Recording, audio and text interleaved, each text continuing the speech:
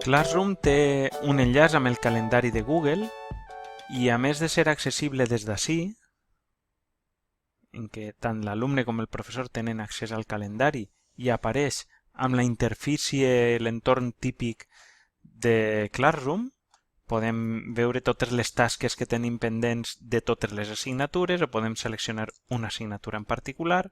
Com veieu, venen segons el color que tinguen les assignatures, l'entorn de l'assignatura.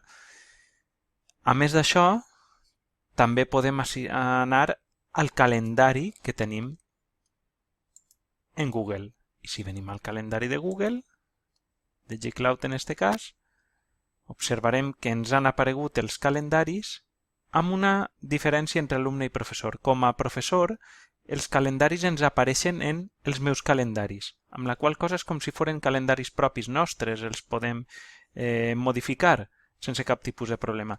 I a més, agafaran o prendran les notificacions que tinguem configurades per al nostre calendari principal per defecte, amb la qual cosa, per exemple, si tinc fixada una notificació que 10 hores abans d'un lliurament de pràctica o de qualsevol esdeveniment m'avise, doncs m'avisarà el calendari, tant en el mòbil com per correu electrònic.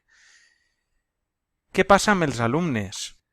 Com veieu, en el cas dels alumnes, doncs tenim una diferència, i és que no apareixen en els meus calendaris, sinó que les assignatures apareixen en altres calendaris.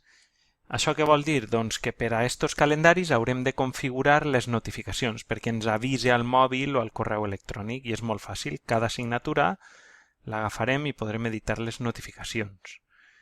I en editar les notificacions podrem afegir notificacions, doncs vull que m'avise 10 minuts abans o vull que per correu m'avise 10 hores abans.